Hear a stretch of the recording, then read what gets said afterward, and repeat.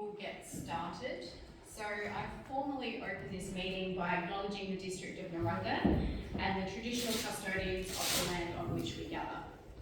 As autumn paints the landscape with change, we honour the timeless connections of First Nations to this country, and we commit to nurturing its lands and waters with care, wisdom and respect. I'll welcome you all to stand for the opening prayer.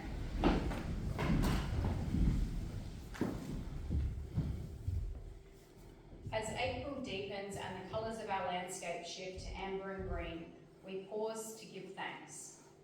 May our deliberations mirror the gentle rhythm of nature, shifting with care, rooted in wisdom and alive with respect.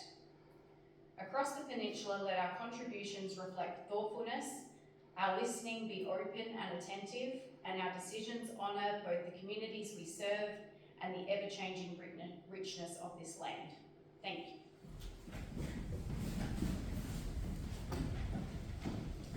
So joining us tonight from staff, we have Directors Griffin, Guthberg and Compler, CFO Matt and Manager Ian at the back there.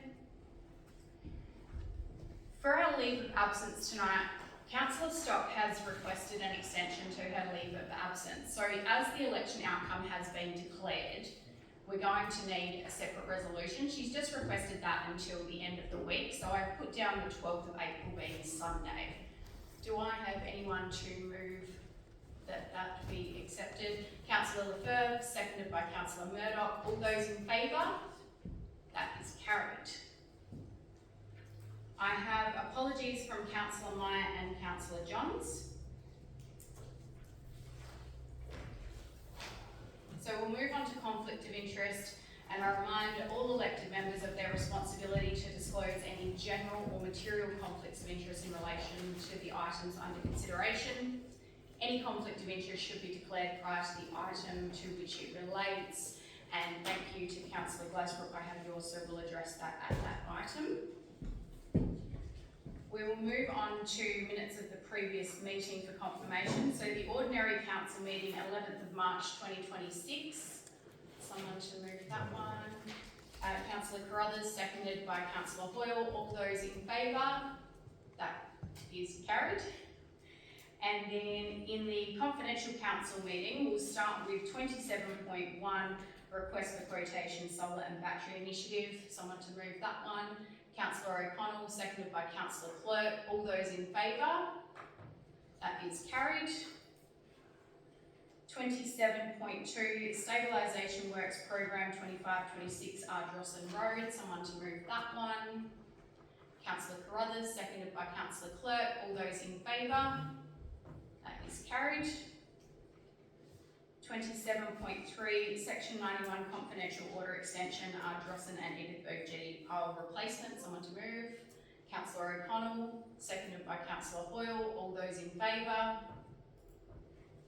That is carried. 27.4, Land Acquisition South Coast Road, Foul Bay. Someone to move that one.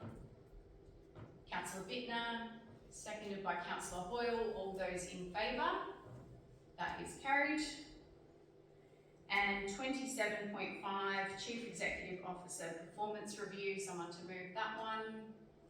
Councillor Carruthers, seconded by Councillor Clerk. All those in favour? That is carried.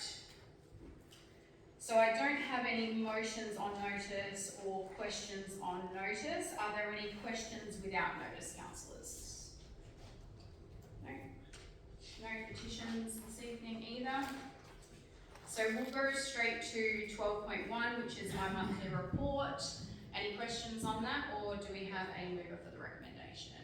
Councillor Hoyle would like to move that one, seconded by Councillor Lefebvre. All those in favour? That is carried.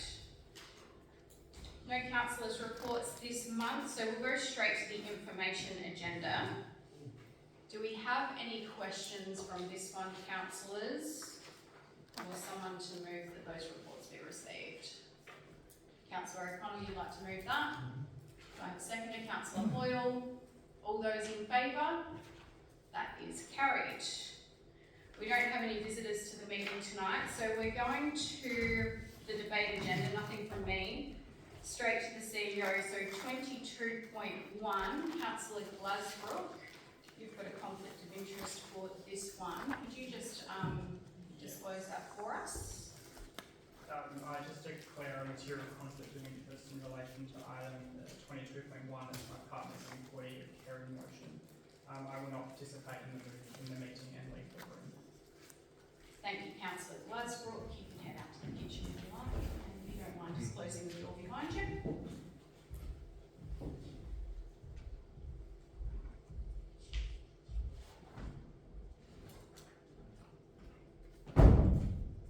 Okay, so over to you, councillors.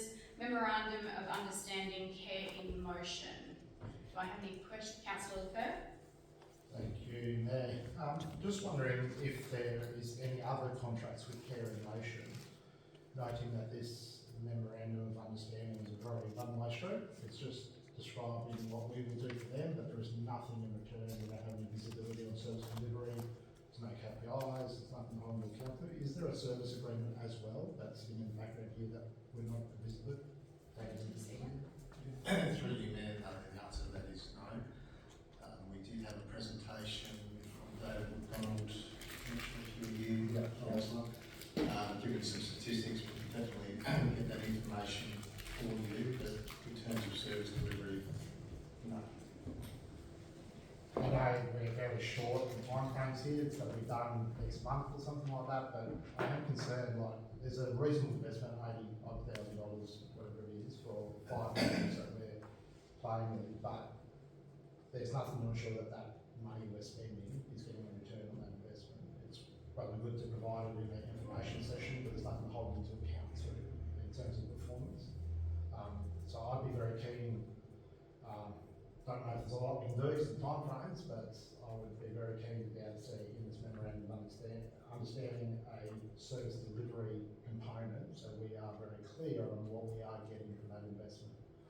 It doesn't talk about, it talks about in the discussion how important this is for community, but it doesn't actually say why it's important and what sort of delivery with service we're delivering to the community.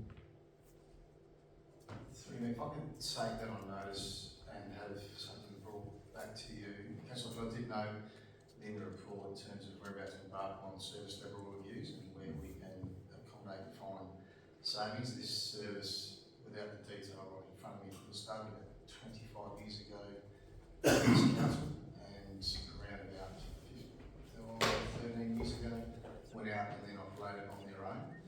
Since David McDonald has started, there has been a significant focus from him in terms of trying to fully fund the administration side. Had this been continuing how it was previously, we would have been significantly mid-hundreds of thousands. He's clawed that back through donations and other bits of the business. But look, if I can take that on notice, the other councils are having a look at these agreements this month as well. We'll need to understand, but that would be something we could share between all of us. Councillor Whitman? I was just going to make a comment. Is it something that we could flag that we want to see implemented, because it's not going to be something that happens overnight, but perhaps before it's reconsidered at the end of the 3 years, that's something that there might be an appetite to work through with Care in Motion so that it is improved for next time, the accountability. Councillor Lefebvre, your thoughts on that? Yeah, look, it should be hard to have some basic baseline levels of what they've been delivering as a baseline KPI built into the MOU for this one.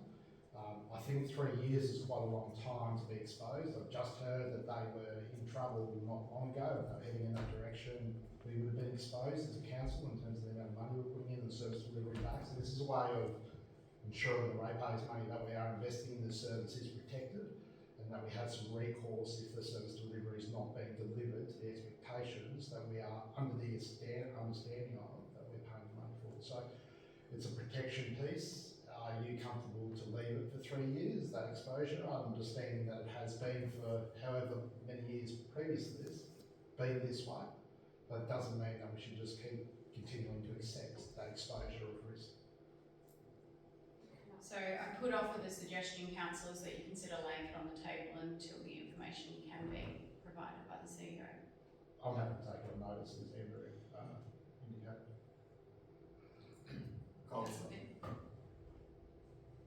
so sorry, take it on notice, you'll take it on notice and we'll lay it on the table until then, or do we shorten the memorandum of understanding to a time frame that enables it to roll out so that they've got some incentive to do it? And through you, Mayor, I'm positive I could have something back to you by the June meeting in terms of that. If you shorten the agreement, they'll just be coming back. Look, and I don't think they would be overly concerned in relation to that, but I guess they would need some surety. The other councils are all coming back at the same time. You can shorten it if you like, but definitely I can have something back to you by June. For me, it's not a question of whether we continue with the service or not. I'm very comfortable that it provides benefit to the community and it's something we need to do, with the proviso that we'll be doing that service review at some point. I think this just needs to reflect what they are providing us in return for that money. So it could be as simple as benchmarking the amount of trips they do, which was based on last year, so that we just have some visibility moving forward of that return. Have them by tomorrow. Yeah, I don't think it's difficult. I don't think it's hard. No, that's what I'm very surprised the other councils don't pick up on it too. So councillors, we've taken that on notice. We don't have a live motion at the moment. So I will pass back to you to make a decision about what you would like to do on this item tonight. Councillor Clerk, I'd lay it on the table until next month after we get feedback from the CEO. you'd like to move that it be laid on the table. Do I have a seconder for that motion? Councillor Murdoch. Would there be any more discussion on that one, councillors, before I take that to a vote? All those in favour of laying it on the table? That is carried.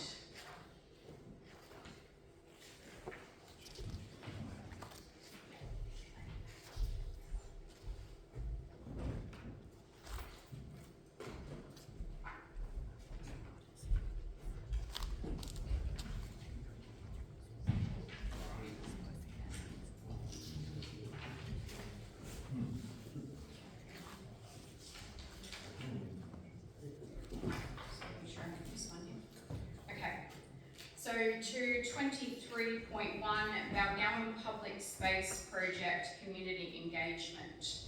Over to you, councillors. We do have a recommendation in front of you. Councillor Hoyle, you would like to move the recommendation. Councillor Clerk would like to second it. Would you like to speak to the motion, Councillor Hoyle? Councillor Clerk, would you like to speak to this one? Would anyone else like to speak? I'll put that to the vote. All those in favour? That is carried. 23.2, Port Clinton Shade Sail Project Community Engagement. Over to you, councillors. Councillor Hoyle. Move the recommendation, bearing in mind that we run some numbers over the community consultation, given the trouble that we had last time the community consultation was held there. Thank you, Councillor Hoyle. Seconded by Councillor Crothers. Would you like to speak to that? No. Anyone else like to speak to this one? All those in favour? That is carried. 23.3, Financial Report as at 31 March 2026. Over to you, councillors. No questions? Councillor Clerk, you'd like to move that one? Do I have a seconder? Councillor O'Connell. And if there's no further discussion, all those in favour? That is carried. Nothing from A&I this month, so straight over to Development Services. So 25.1, setting of dog and cat registration fees and charges for 26-27. So you've got quite a large recommendation there, councillors, with all of the different fees. Happy to move that. Councillor O'Connell, do I have a seconder for that one? Councillor Hoyle, any further discussion, councillors? Councillor Lefebvre? It's probably just a quick question. I couldn't find in there what a standing dog was. What is the fine by standing? Thank you. I had a similar question in relation to the non-standard and semi-non-standard cat. Director Guthberg, I think you may have the answer to this one for us. Yes, I can clarify that one. So they are defined terms in the Act. So a standard dog is both a desexed and microchipped dog. So a non-standard dog is a dog that is either not desexed or not microchipped. And with the cats, we've got an extra category in there with the semi-non-standard, which is just a cat that may either be microchipped or desexed, but not both. So the defined term, they are a little bit unclear, just reading standard dog being actually desexed and microchipped as opposed to not. But yeah, the defined terms under the Act. Do you know how many cats we have registered, Director Guthberg? Yes, through you now, I do happen to have printed that out. At the moment, as of last year, 512 registered, which is generally around the mark. It does fluctuate, obviously, year to year with new cats and deceased cats, but it's around between 450 to 500 on average. I found that quite interesting, actually. I thought it would be quite a lot lower than that, especially given that there's no charge for standard. All right, any other questions, councillors? Councillor Murdoch. Sorry, I think I asked this question last year.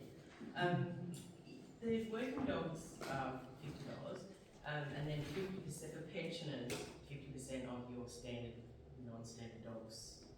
So it's half, obviously. Why aren't working dogs half for pensioners? I'm sure I asked this question last year. Director? They're not, they probably are. Through you now, I believe you may have actually asked that question. I do recall that.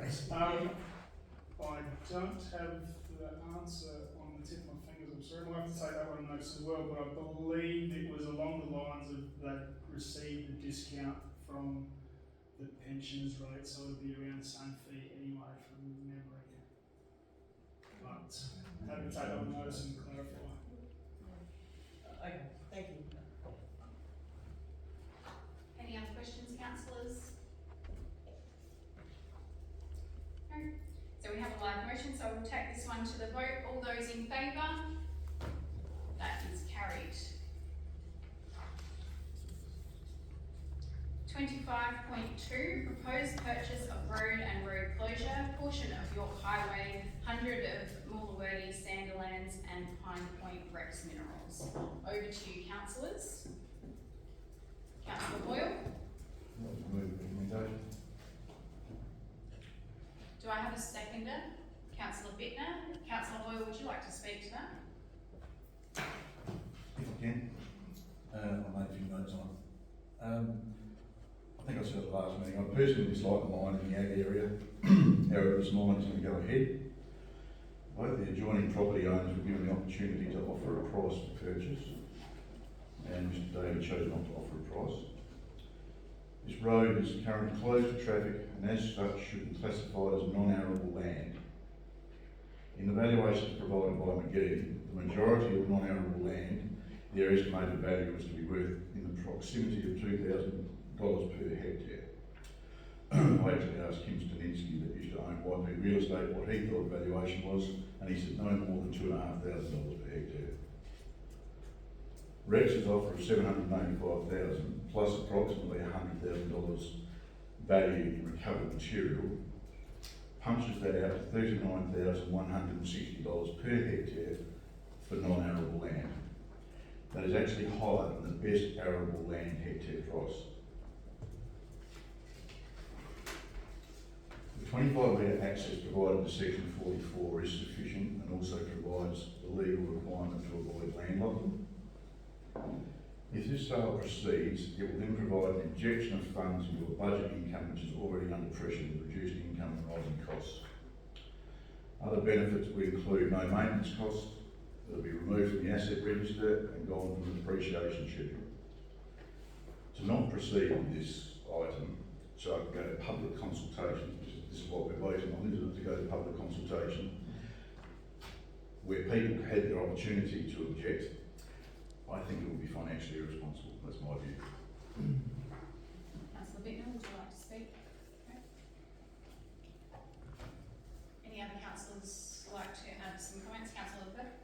probably just more of a question. So this motion was before council previously, it was defeated, and now we've added in the stockpile, $100,000 to the offer. It's probably a process thing. Can defeated motions keep coming back to council to be reassessed because it was not a decision at the point of time, it was defeated? Is that the process here? So you may not have caught up on an email that I sent earlier today. So because the motion is lost, it's not classified as a decision of council, and therefore the item can be reconsidered. If there was a motion that was carried, that is then classified as a decision or a resolution of council that creates an action, and that would be what would trigger the timeframe in which that can be revisited or a rescission motion. So because the last time this was visited, the motion was lost, it's not considered a decision, and therefore it can be revisited. And just a secondary question here, so agreeing to this motion tonight means we're agreeing to go to public consultation, which will go out as the prescribed consultation in the papers, and it'll come back to council for reconsideration before being approved. Is that correct? Over to the CEO on the process then. Yes, that's correct. This is just purely for public consultation. We'll go out for 21 days, I think, roughly the next fortnight, which would mean it would come back to the June council meeting for consideration in relation to the feedback during the consultation period. Any other comments or questions, councillors, before we take this one to the vote? Councillor Hoyle, would you like to close? Further to say? So we'll take this one to the vote. All those in favour? Those against? That is carried.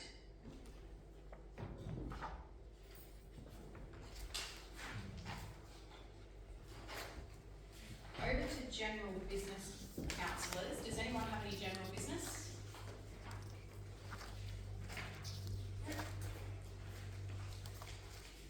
So we'll go to the confidential agenda. So we have the section 90 order for item 27.1, stabilisation works program 25-26, the Pines tender. Councillor Burke would like to move that, seconded by Councillor Clerk. All those in favour?